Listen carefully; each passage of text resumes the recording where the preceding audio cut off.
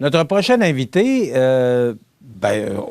on se plaît à l'appeler maintenant notre député de Côte-du-Sud, Mathieu Rivet. Bonjour. Salut, Michel. Comment allez-vous? Très bien. Plein d'énergie. Un super beau week-end dans la Côte-du-Sud, donc ça nous énergise pour la semaine qui s'en vient.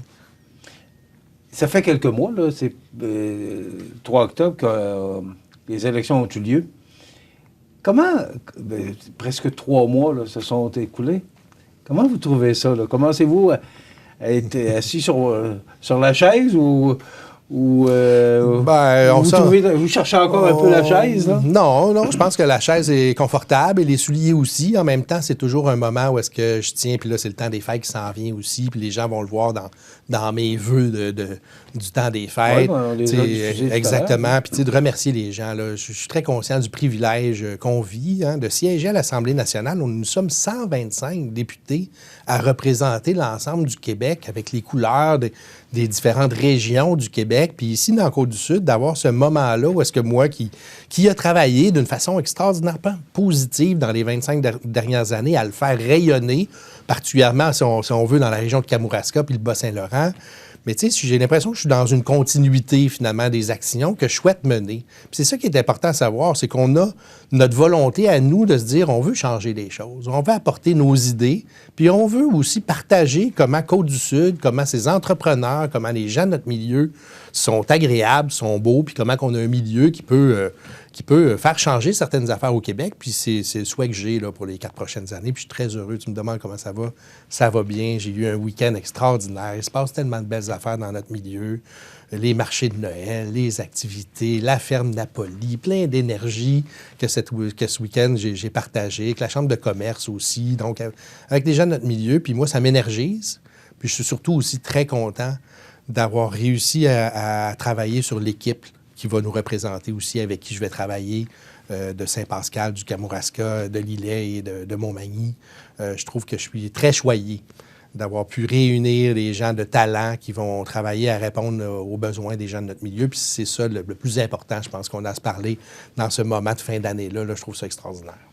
Est-ce que vous auriez pensé, il y a quelques mois, que... Excusez-moi.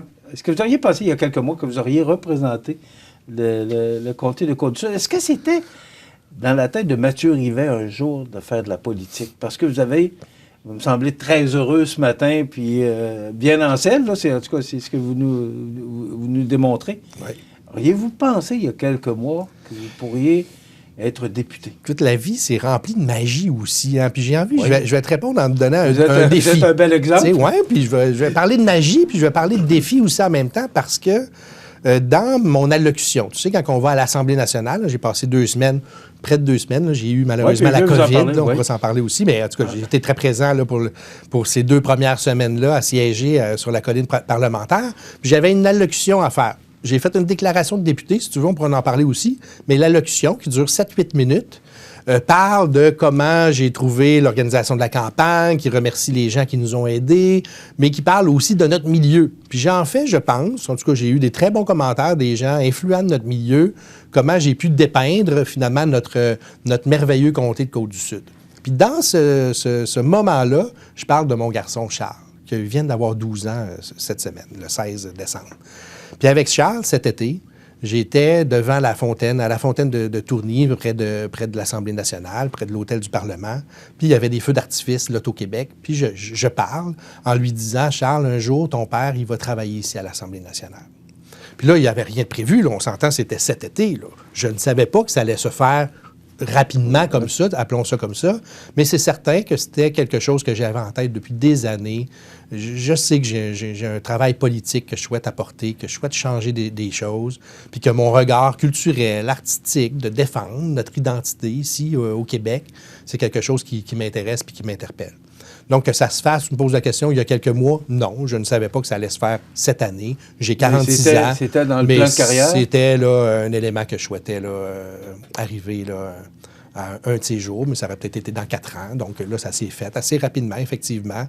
Mais je pense que c'était un beau moment pour moi, après 50 ans qu'on fêtait l'anniversaire du camp et après 26 ans que j'en étais à sa tête. Je pense que c'était un moment pour moi là, de tourner une page importante.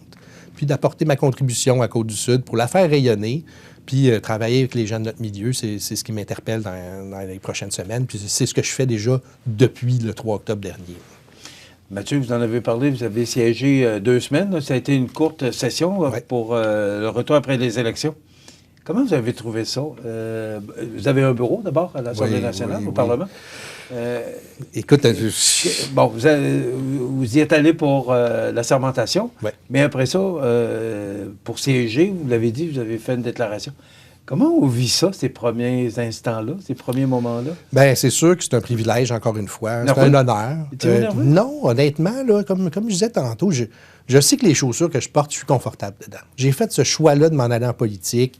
Bernard Généreux, notre député fédéral, c'est un ami. Je l'ai vu aller. Ma femme travaille pour lui. Dans ma famille, mon grand-père était politicien. Je savais le travail qu'elle allait faire. Je sais aussi, puis je suis pas fou, je sais aussi qu'il y a quand même des éléments qui vont... C'est un travail qui est complexe, là, on s'entend, là. C'est pas facile, la politique en 2022. En même temps, de me faire les alliés aussi, puis d'apprendre à connaître nos ministres, d'apprendre à connaître les gens qui auront à travailler avec moi sur les dossiers importants de Côte-du-Sud. Pour moi, c'était quelque chose de très important de pouvoir travailler avec eux rapidement, de les rencontrer, de pouvoir déjeuner avec eux, discuter de nos enjeux en Côte-du-Sud.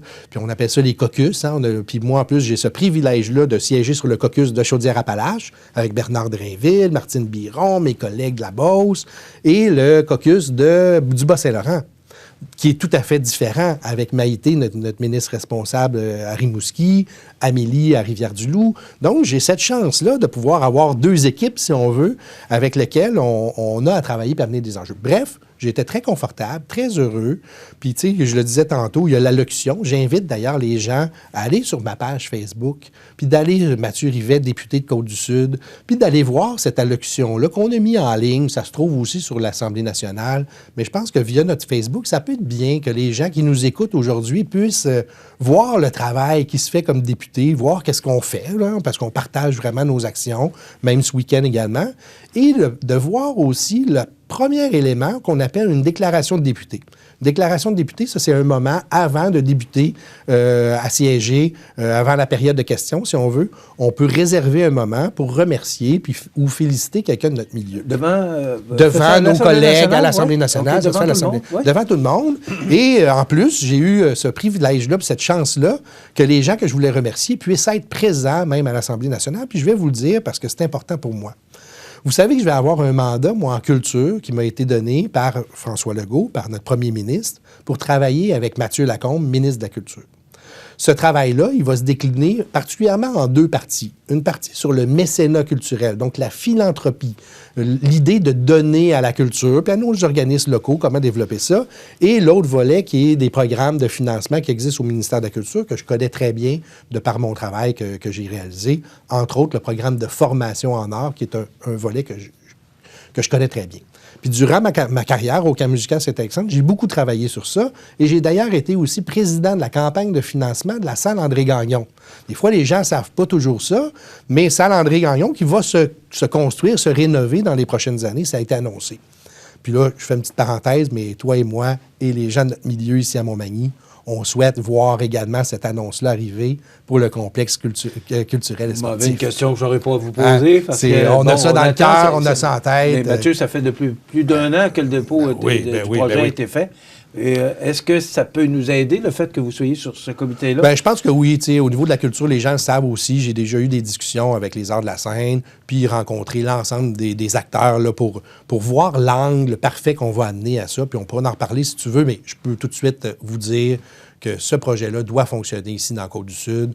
Puis on y travaille d'une façon quotidienne à trouver le bon chemin, la bonne façon pour faire en sorte que les gens de notre milieu voient ce complexe culturel et sportif-là arriver dans nos milieux. Puis après ça, lui donner la couleur de santé durable, puis lui donner la façon qu'on souhaite le faire ici. Mais je reviens pour terminer au niveau de la philanthropie puis le mécénat culturel. Mais la première personne que j'ai voulu remercier, c'est M. Jacques Poitras, président-directeur des Aliments Asta.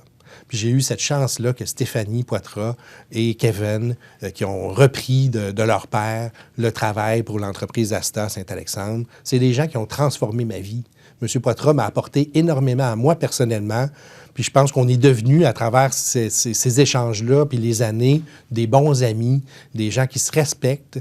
Puis j'étais très fier de pouvoir faire une allocution puis une déclaration de député, la première, pour parler de philanthropie puis de mécénat culturel et de remercier M. Poitras lors des moments où est-ce que j'étais...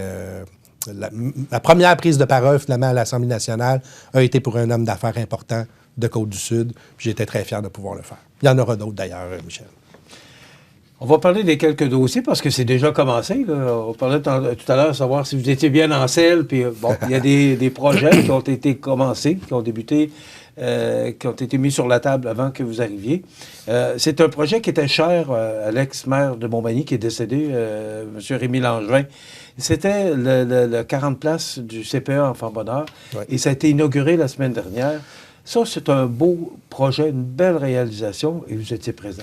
J'étais présent, puis j'étais content aussi de voir que des journalistes de chez vous ici, tu sais, ma TV était présent aussi, parce qu'on a eu une journée assez exceptionnelle.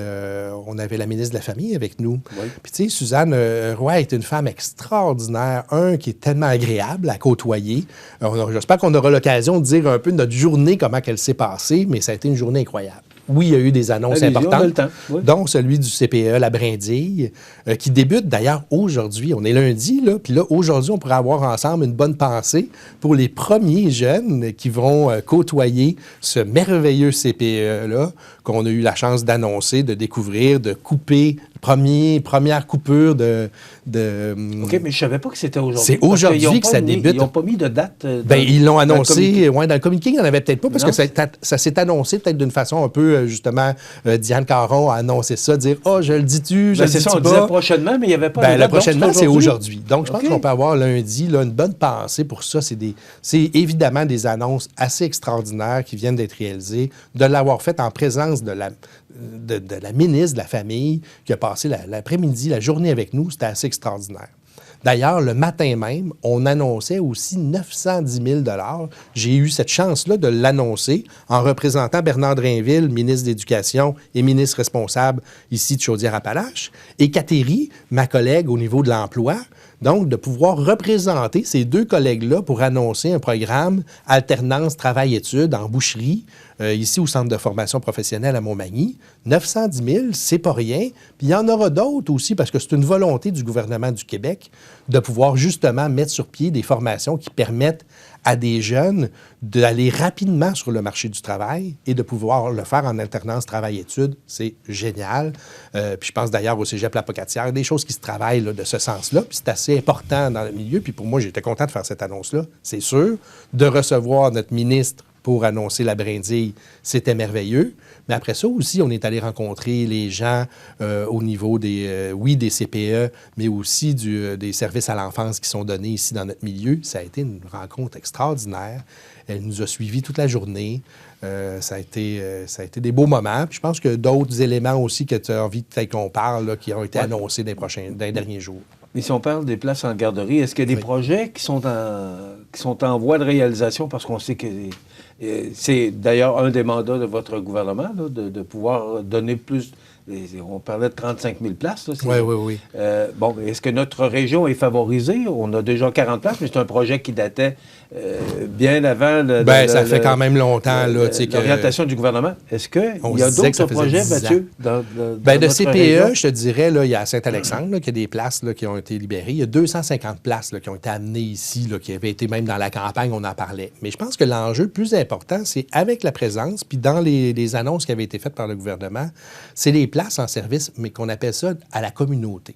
Puis ça, il y en a énormément. Là, je ne voudrais pas te dire n'importe quoi. Je pense que ça serait bon dans un prochain moment qu'on le mette un peu à l'ordre du jour, là, mais dans le sud de Montmagny, dans le sud de l'Îlet, il y en a des éléments qui se travaillent actuellement. Il y a des demandes pour des CPE. D'ailleurs, la ministre en a parlé avec les gens responsables de la MRC de Montmagny là, qui étaient présents lors d'une rencontre qu'on a faite, un genre de petit, pas 5 à 7, là, mais une petite rencontre en fin de journée pour présenter la MRC de Montmagny. C'était une très belle rencontre. Puis la ministre en a parlé aussi, comment le développement de places en milieu communautaire se fait d'une façon beaucoup plus rapide.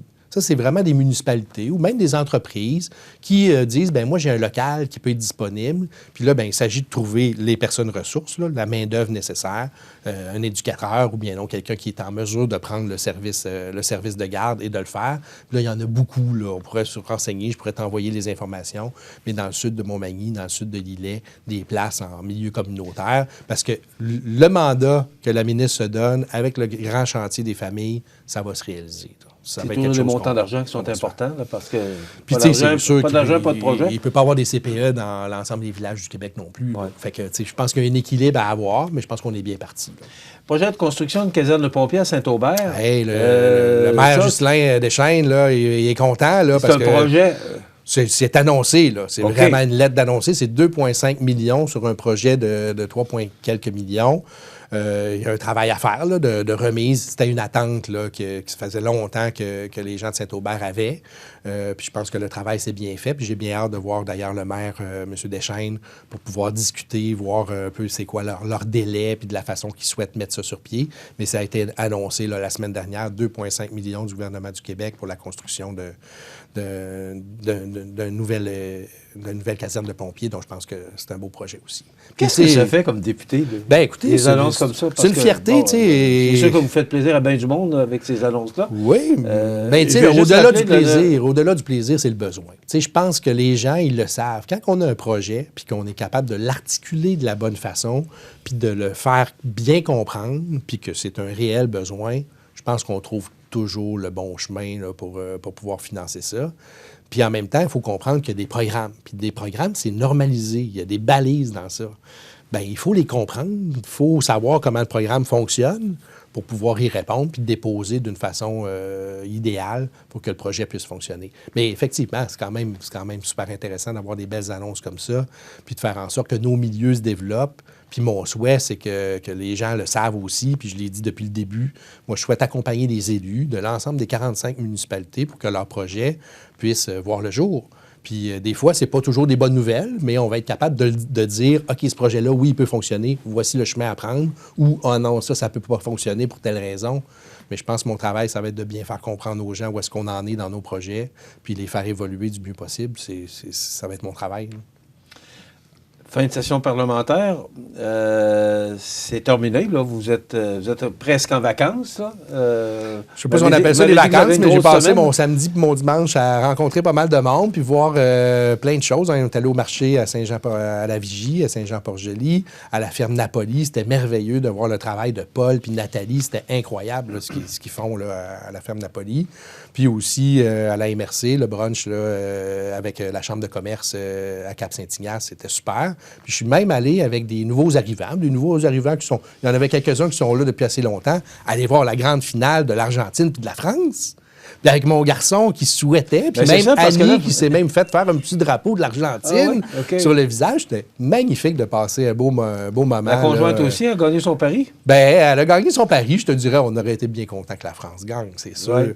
Mais je pense que c'est quand même historique. J'ai vu Annie... Tu as vu son beau visage. Oui, parce que je voulais vous poser, justement, au niveau de la famille, vous avez parlé de Charles tout à l'heure. Oui, mon garçon. Bon, Annie, c'est votre conjointe. Oui. C'est la directrice générale du député fédéral Bernard Généreux. Oui. Donc, vous êtes dans la politique là, jusque-là. Là. Matin, midi, soir. Charles, lui, vit ça comment? Parce que là, les deux parents sont appelés à représenter, ou Annie représenter Bernard Généreux à l'occasion. Et vous, comme député, ça vous a... Je dirais que c'était des beaux moments. Vous avez passé la fin de semaine, vous l'avez dit, là, un peu partout. Particulièrement dimanche, je te dirais. Là, samedi, c'était l'anniversaire de mon garçon, d'abord. Fait qu'on aurait bien aimé se promener un peu partout. Mais on a voulu aussi prendre soin de notre petit garçon qui vient d'avoir 12 ans.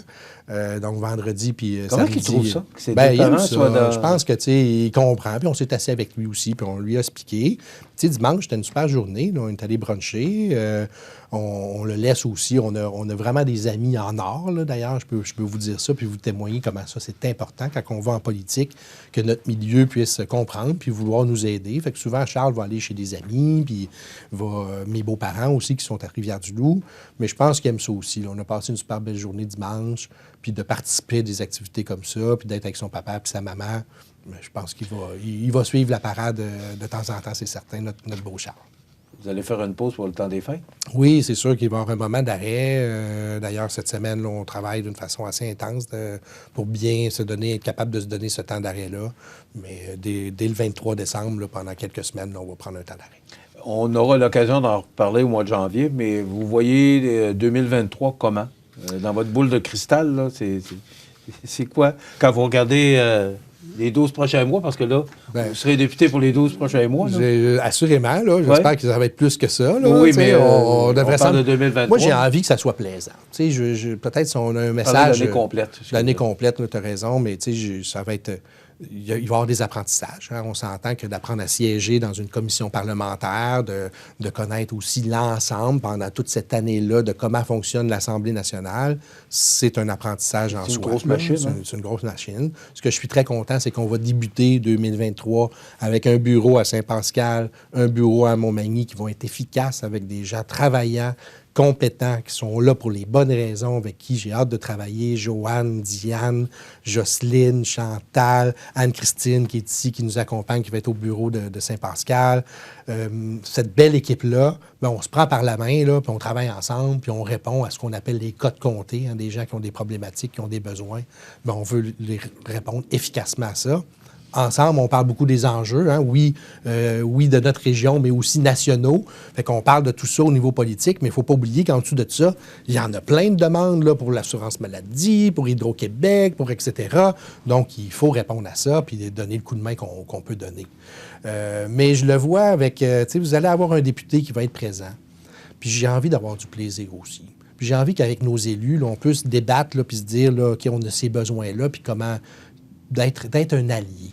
Puis, tu sais, je peux peut-être me permettre, là, pour terminer, on est en fin d'année, hein, puis on a des souhaits de Noël, si on veut, puis on n'en a pas parlé beaucoup, mais la médecine vétérinaire a été quand même quelque chose qui était, que j'ai voulu apporter aux gens de notre milieu, puis faire bien comprendre. Puis je pense que j'ai joué un beau rôle là-dedans, puis je suis fier de ça, parce qu'il y avait des demandes. On a mis sur pied ce qu'il fallait pour y répondre. Puis ça, ben j'ai envie que les gens saisissent là, que je suis un allié, puis je suis quelqu'un avec qui on veut travailler et on veut amener dans notre milieu des choses extraordinaires. Mais quand on a la même volonté, il s'agit de s'asseoir ensemble, d'être franc, d'être authentique, puis d'être honnête. Je pense que cette idée-là de vouloir ensemble travailler avec honnêteté puis travailler dans le bon sens pour le bien de notre milieu, je pense qu'on va arriver à des belles choses dans la Côte-du-Sud si on a ces objectifs-là en tête. On va pouvoir en discuter en 2023. Avec plaisir. En attendant, si vous voulez faire vos vues rapidement à la population, vous le faites déjà sur une publicité, mais si vous voulez le faire rapidement... Bien, les gens vont le voir. Merci, Michel, de m'offrir ça. D'abord, 2023 a été une année assez spéciale, hein, où on a repris l'ensemble de nos activités et qu'on a remis à jour en cette idée-là de pouvoir se rassembler, de pouvoir travailler ensemble, de pouvoir se voir en vrai, de pouvoir fêter. Bien, moi, ce que je souhaite, là, que ce temps des fêtes-là qui s'en vient, bien, qu'on puisse collectivement aussi fêter ensemble et se dire, prendre peut-être un petit temps d'arrêt et se dire combien notre milieu est agréable. Et de souligner des bons coups qu'on a dans la Côte-du-Sud, de gens qui ont travaillé fort pour faire en sorte qu'on est où est-ce qu'on est en ce moment, et de valoriser ça. Je pense que ça peut être bien de pouvoir parler du beau également, tout en gardant cet esprit-là qu'on veut améliorer les choses, bien sûr. Puis je vous souhaite un 2023 rempli d'amour, rempli de musique. Puis vous allez voir, là, dans mes vœux des fêtes, aussi le petit carton, carte postale, j'ai utilisé les lettres CDS pour Côte-du-Sud pour vous dire chant, danse, symphonie. Vous en aurez d'autres petites signatures comme ça au cours de l'année 2023. Où est-ce qu'on mettra en valeur Côte-du-Sud? C'est une histoire à suivre pour les 4 prochaines années. Merci à tout le monde. Joyeuses fêtes. Joyeuses fêtes à toi et toute l'équipe. Votre conjointe est à Charles. Avec grand plaisir. Et on se retrouve en janvier pour parler des différents dossiers et parler de ce qui s'en vient. Avec plaisir, Merci. M. Montmigny. Mathieu Rivet, député de Côte-du-Sud, ça complète.